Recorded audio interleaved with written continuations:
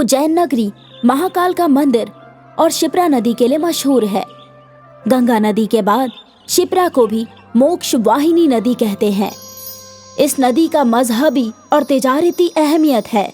इसी वजह से इस बार उज्जैन के दुश्मनों ने शिप्रा नदी को निशाना बनाया और आग के हवाले कर दिया।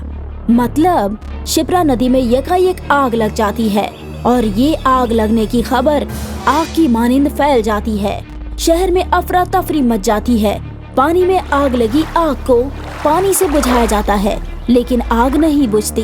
कालजयी को भी इस हादसे की खबर मिल जाती है और बादशाह तेज प्रताप अपने वजीरों के साथ शिप्रा नदी के किनारे पर पहुंचते हैं। कालजयी, ये कैसा नजारा है? पानी जो आग बुझाने का काम करती है, उसी में आग लगी है। जी हुजूर, मेरी आंखें भी ये नजारा देख रही हैं। ये आखिर कैसे हो सकता है? इससे तो आवाम को नुकसान होगा। और ये हरकत कौन कर सकता है? हमारे सूबे का दोस्त या दुश्मन? मुझे इस आग में साजिश की बू आ रही है। आप सबके सवाल और शक वाजिब हैं, लेकिन इस वक्त हमें आग बुझाने की कोशिश करनी चाहिए। हुजूर, हम हर तरह की कोशिश करके थक चुके हैं, लेकिन ये आग का दरिया ठंडा नहीं हुआ। हमें कामयाबी नहीं मिली, फिर भी हमें कोशिश तो करनी ही होगी। कालजयी, अब तुम्हें कुछ करो। इस आग को अब तुम ही बुझा सकते हो। हाँ कालजयी, अगर ये आग फौरन नहीं बुझी तो हमारे सूबे के माहीगीर भूखे मर जाएंगे। आप बेफिक्र रहें हुजूर, हम जल्द ही कोई तरकीब तलाश लेंगे। काका, ये आग कब बुझेगी और हम मछली पकड़ने कब जाएंगे? बेटा, ये आग कब बुझेगी किसी को इल्म नहीं। इसने तो हमारा कारोबार ही चौपट कर दिया है। हाँ भाईजान, मछली पकड़ने वाले मक्खी मार रहे हैं। ये कैसी आफत है? ऊपर वाले ने चाहा तो आफत जल्दी चली जाएगी। कैसे भाईजान? महाराज ने आग बुझाने का काम कालजयी को दे दिया है। इससे इल्म होता है कि ये आग का दरिया कोई जादुई साजिश है। कुछ भी हो भाईजान, अब ये आग तो कालजयी ही बुझाएगा। नदी के इस आग ने पूरे उज्जैन को परेशान कर दिया है। मछली पकड़ने के साथ खेती बाड़ी के काम भी रुक गए हैं। अब मिलजुल कर दुआ करो भाई कि ये आग का दरिया जल्दी से ठंडा हो जाए। ऐ ऊपर वाले, हमारी दुआ कबूल करो। कालजयी जादूगर है, कोई साइंसदान नहीं, इसलिए नदी में लगी आग को बुझाने में जल्दी कामयाब नहीं होता। आग दिन ब दिन बढ़ती जाती है, जिससे शहर और आवाम की परेशानी भी बढ़ती जाती है।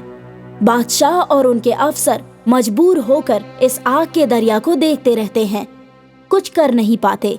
लेकिन आवाम के खाने पीने और बाकी जरूरतियात का ख्याल सूबे की तरफ से रखा जाता है। कालजयी अपने जादुई घोड़े पर सवार नदी की तरफ बढ़ते हैं।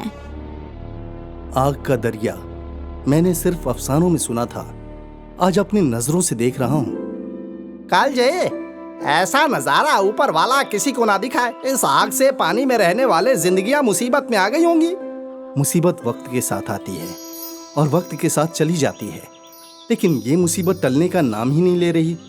कालजयी, अगर जरूरी हो तो तुम अपने उस्ताद की मदद ले सकते हो। मैं उस्ताद से मशविरा कर चुका हूँ। क्या कहा उस्ताद ने? उनको मुझ पर बहुत यकीन है। यकीन तो बादशाह सलामत को भी है। हाँ, हमें आवाम और बादशाह दोनों के यकीन को कायम रखना है। कैसे होगा ये? इस सवाल का जवाब मैं नहीं, शिप्रा नदी खुद देगी। शिप्रा नदी जिसके पानी में आग लगी है, कोई भी उसके करीब जाने की हिम्मत नहीं करता। लेकिन कालजयी अपनी हिम्मत और होशियारी से नदी के किनारे पर पहुंचकर अपनी जादुई ताकत से वो सब कुछ देखने की कोशिश करता है जो किसी को नजर नहीं आता। महाराज कालजयी के इस जादुई कारनामे को देखकर अपने लाओ लश्कर के साथ शिप्रा नदी के किनारे पर पहुंचते हैं। कालजयी, तुमने तो कहा था कि पानी में आग लगाने वाले दुश्मन को पकड़ लिया है। कहाँ है वो? हुजूर, वहां नजरों के सामने। कालजयी, ये रहे पानी में आग लगाने वाले शैतान। ये आपके पड़ोसी सूबे से आए हैं। हुजूर, आप बताएं, इन दोनों शैतानों को क्या सजा दी जाए? इनका फैसला दरबार में होगा। कालजयी, कालजयी, इन शैतानों का मकसद क्या था? ये पानी में आग लगाकर क्या करना चाह रहे थे? हुजूर, इन शैतानों ने ऐसा क्यों किया और किसके कहने पर किया, इन्हीं की जुबानी सुनिए। बादशाह सलामत, शिप्रा नदी में बेशुमार मछलियां हैं जिन्हें फरोख्त कर उज्जैन के माहीगीर खूब दौलत कमा रहे हैं।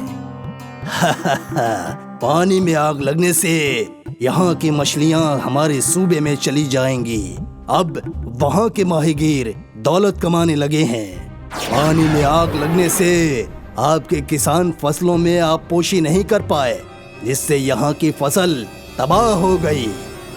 उज्जैन की बदहाली से हमारे सूबे की खुशहाली जुड़ी है, इसलिए हम दोनों ने ऐसा किया है और हमें ऐसा करने के लिए हमारे बादशाह ने हुक्म दिया था।